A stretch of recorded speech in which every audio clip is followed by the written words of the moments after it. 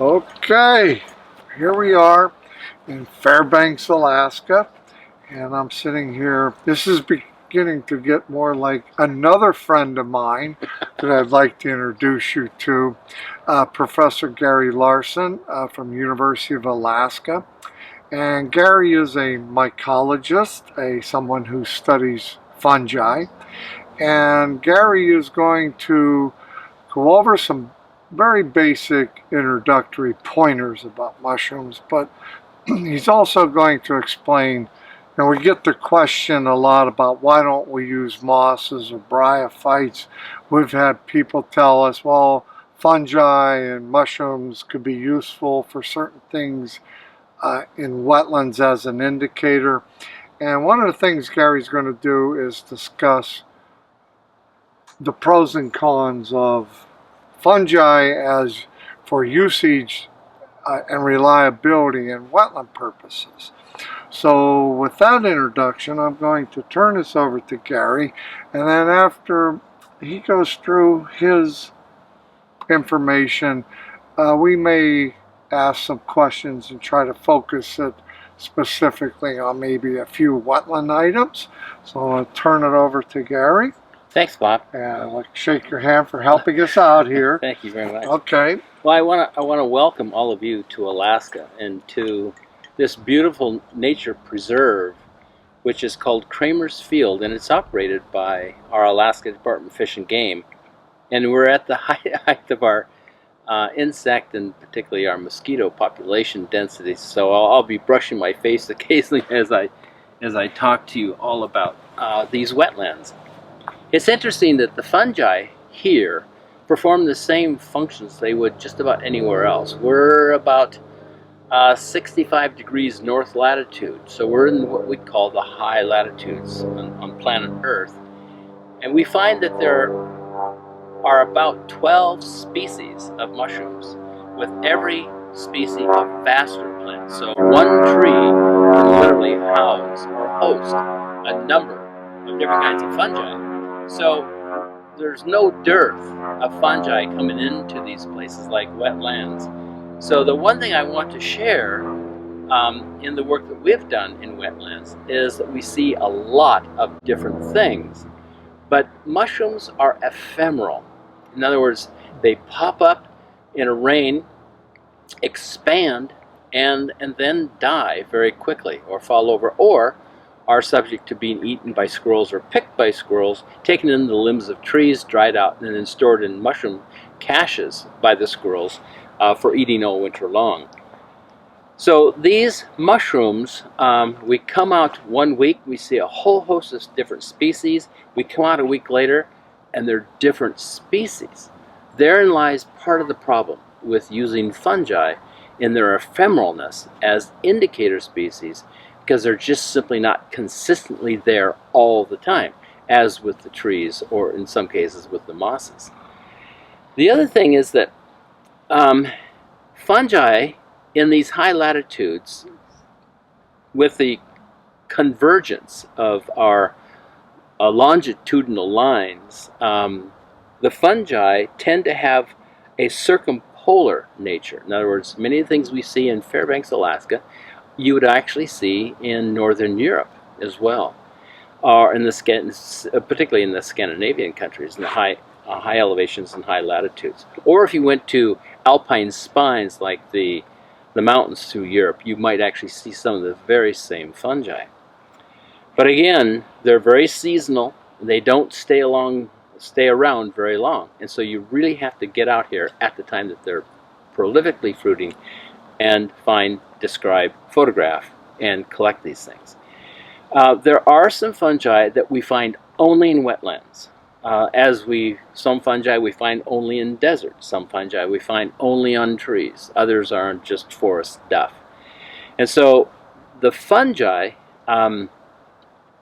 because we're at these northern latitudes, and the particular relationships that we have with Russia, the far eastern Russian flora, and the European flora, there's a lot of cross-pollination with their DNA. So when we pick up a mushroom, oftentimes we have a very difficult time trying to figure out what it is.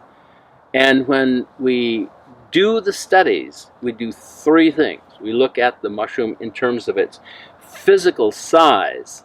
In other words, its morphology. So we look at the cap, the stipe, and the base of the stipe, and the structures underneath, which in one case might be gills, as we see in this agaric fungus, or they might be spongy pores, as we see here. But these are both wetland species, but you'll find these in highlands as well as in wetlands because of the nature of their association with the plants. Four things these mushrooms do. They will act as saprobic decomposers, much like this little puffball mushroom called Bovista plumbea, and when cut in half, if pure white, probably very edible. May not be palatable, but certainly edible. And these folks are just out decomposing dead organic material, predominantly vegetation material. Whereas this mushroom, which is also a poisonous mushroom called the poison pax because it does destroy livers, this mushroom and this mushroom form a very delicate and important relationship with the roots of many of the plants in wetlands, and that relationship is called myces for fungus, rhiza for root, the fungus-root relationship, or mycorrhizae. In fact, we wouldn't have a single tree in Alaska without the mycorrhizal association. So it's very important. So whether it's a wetland or upland or whatever, you're going to find those kinds of associations between the fungi and the vascular plants. We also find that some of these plants can be parasitic, and we find a lot of the downy mildews, the powdery mildews on living willows, particularly in wetlands, that really go after the leaf tissue during the season of their fruiting. So we have parasites, saprobic decomposer fungi, mycorrhizal fungi, and of course the fourth relationship is a symbiotic association, much like mycorrhizae. We call them lichens. And there we have a fungus that's associated with an alga, a green alga, or a blue-green cyanobacterium, and a whole suite of other organisms, bacteria, and or yeasts that we're just beginning to find out from work being done by many investigators doing DNA studies on lichens. It's an exciting time to be studying lichens.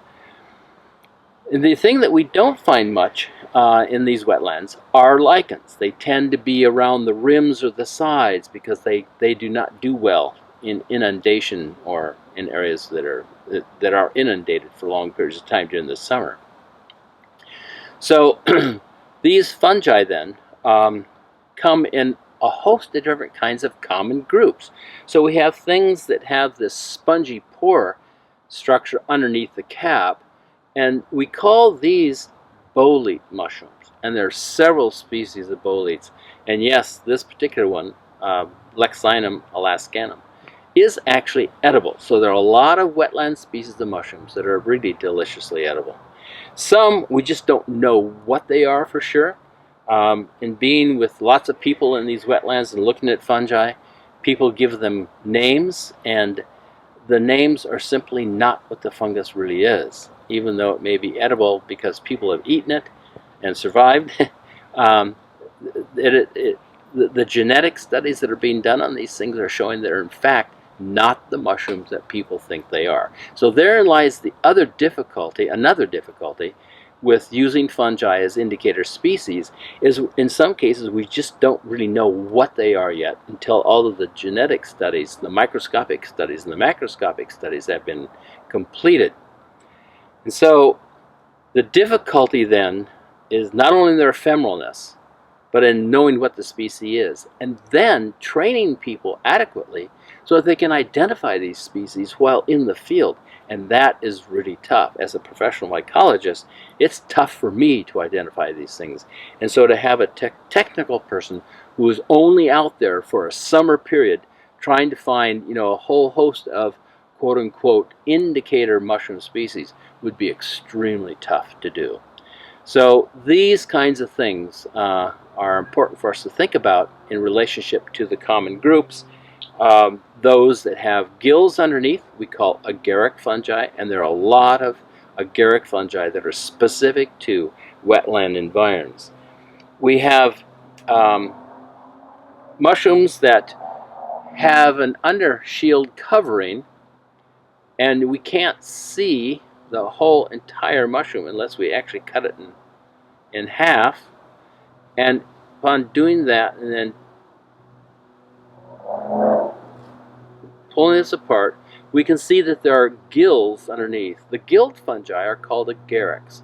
So we have gilled fungi, we have boletes, the pored fungi, we have puffball fungi, we have rusts, we have smuts, and we have jelly fungi of all shapes and forms as well. In addition to tooth fungi, and a series of other common groups of fungi. And so we're looking at, in our area in Fairbanks and in wetland areas, probably something around 350 to 500 species of fungi, macrofungi that we'd call this. So Bob, if you have any questions you'd like to ask me pertinent to fungi and their use in wetland studies, I'd be delighted to try to answer them. Well, a question I thought of while I was listening was, so in a wetland, are there any specific physiological, besides mycorrhizal associations, are there any other functions that the mushrooms perform in nitrogen concentration or uptakes or any other chemical reactions or things with other microbes? Yeah. Well, the fungi are really opportunists. So if they're on a rotting log, which is high in carbon, very low in nitrogen nutrient loading, they will actually go after other organisms living in the decomposing wood, like nematode worms, for their nitrogen level. And they have to have a high nutrient level in order to go through what we call their sexual stage. And so this particular mushroom in this form is sexy in that it is actually producing spores through the sexual process of what we call meiosis. And so that's the whole purpose of the fruit body. It's not a fruit because fruits produce seeds. Seeds are huge. These guys are fruit bodies because they produce spores, which are microscopic. The fungus may actually have a sexless cycle that we call an anamorphic cycle that we can see growing as parasites on other fungi in wetlands. And it's really interesting. You find a mushroom that's just covered with this white mycelium that's just overtaking these things. And so these parasitic fungi are actually without any sex at all. It's just a vegetative growth.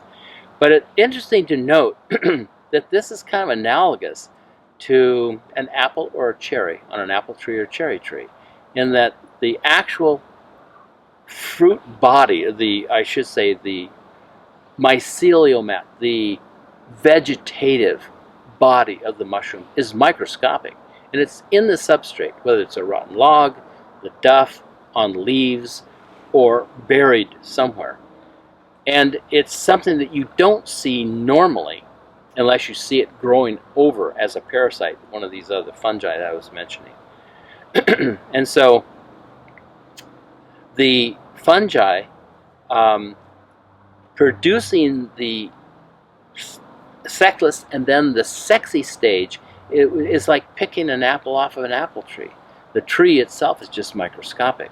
So people have often asked, can I damage the tree, so to speak, by digging mushrooms up? And you really can't, because the mycelium is prolific and may encroach or occupy a huge section of the ground. So just like you can't damage, or normally wouldn't damage, an apple tree by picking an apple off, you don't damage the mushroom vegetative body, plant body, by picking the mushroom off of it.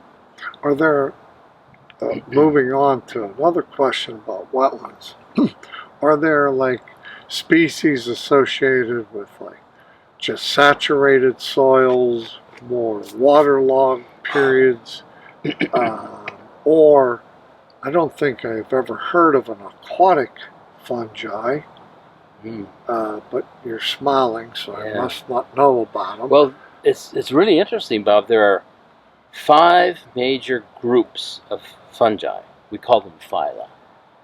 One of the phyla we call the bread molds, and they're everywhere. If you open your crisper drawer and you haven't gotten your cheese out for 3 or 4 months, you may see some white growth on your cheese. That's mycelium. That's a fungus, and that is generally a zygomycetes, or an imperfect sexless fungus. So the bread molds are everywhere.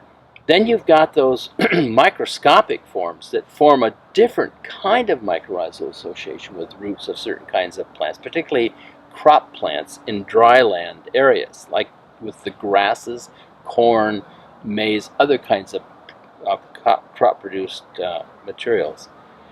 And you just don't see those fungi. They're little tiny BB-sized fruit bodies that are underground. We call them hypogeas.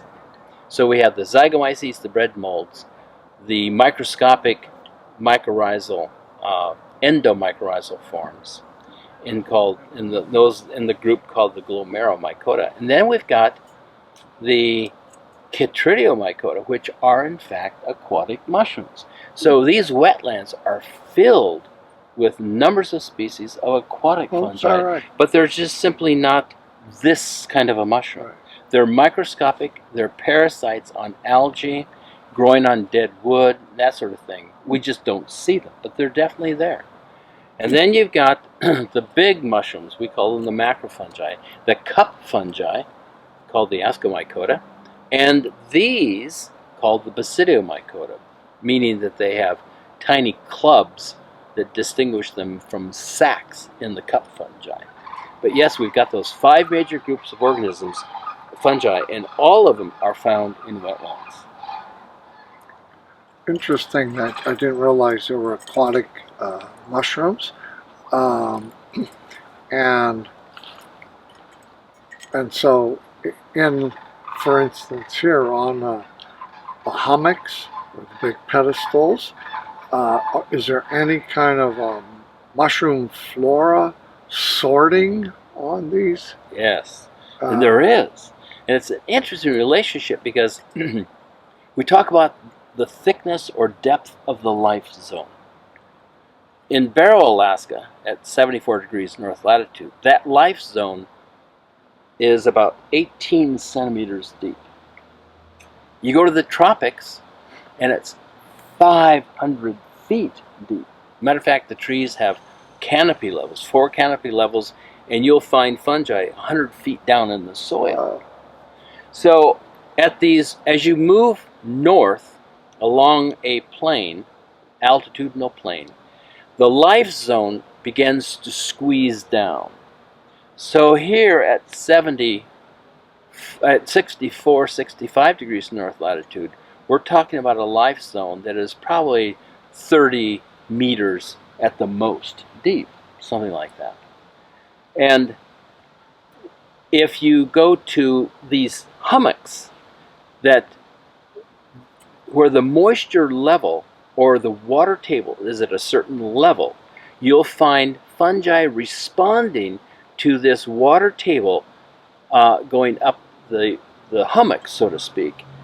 And in Barrow, Alaska, for instance, in a wetland with a hummock that is about 1 meter high, the analogy is the fungi we find at the top of this 1 meter hummock compared to the fungi we see at the base in the troughs of these hummocks is equal to about a 5,000 foot elevational gradient you'd see in the Cascade Mountains in Washington State. So yes, there is relationships to these land undulations as a function of where that water table is. Well, many of our viewers, of course, would be interested, is it also lateral? like a wetland boundary, and I would imagine there's a shift in species at the wetland to upland boundary, or is there, like with the vascular plants, or it could be an overlap in either direction that the species can take, survive in wet conditions, but also in dry, and so any information on the lateral extent to these along the boundary edge? Yes, the fungi do that. In other words, they will work from the depth of the wet area to the upland drier area. But as long as the host plant species is both places, you'll see the fungus in both places. So yep, Therein lies another problem with using fungi as indicator species, because they're just as happy growing on the tree and standing in water if that fungus is specific to that tree species, as you'd find, 20 meters higher on a hillside. Oh, very good point. Very good point. Well, okay. Gary, I would like to thank you for taking the time to explain an overview, some basic fungi facts and information. And I think also the information about the vertical, horizontal, the change in depths from the tropics to the Arctic is very interesting. And so, and here in Fairbanks, as we walk around, there's just mushrooms, fungi everywhere. We don't see them quite this way where I live. We see mushrooms, but not like this. It's a huge Easter egg hunt. What size is the bunny? Anyway, again, I'd like to thank you. And it was a pleasure hearing what you have to say. And so with that, we will close.